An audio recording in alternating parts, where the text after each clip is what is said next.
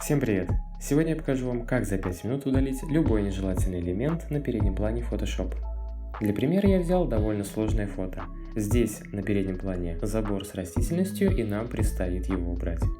Ну что ж, давайте приступим. Первое, что нам нужно сделать, это создать новый слой. Далее выбираем кисть. Я буду использовать кисть красного цвета для большего удобства.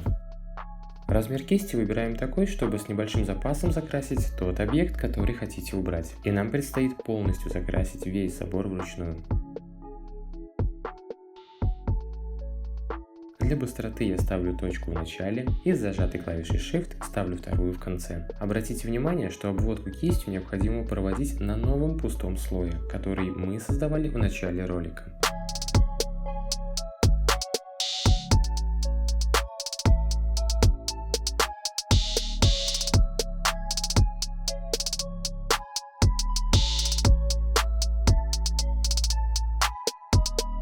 Далее нам необходимо кистью меньшего размера, также вручную, закрасить полностью все ветки и листья на этом заборе.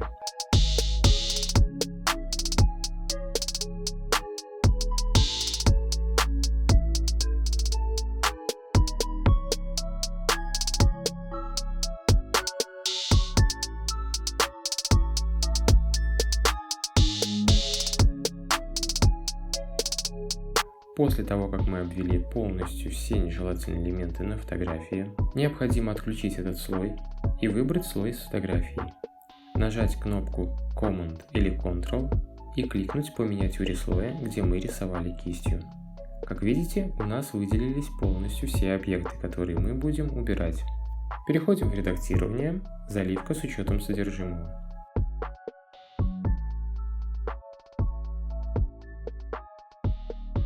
Как видим, все удалилось.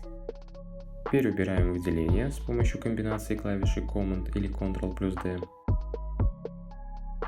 Но как видим, у нас есть участки фотографий, где это произошло не совсем корректно. На самом деле не стоит расстраиваться. Во-первых, это было очевидно, так как фотография довольно сложная. А во-вторых, мы с вами это можем легко исправить.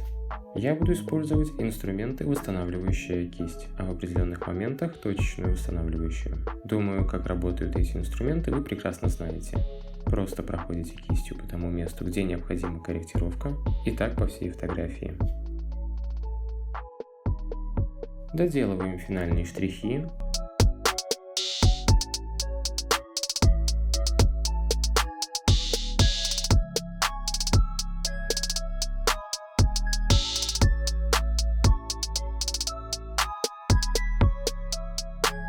И вот что у нас получилось.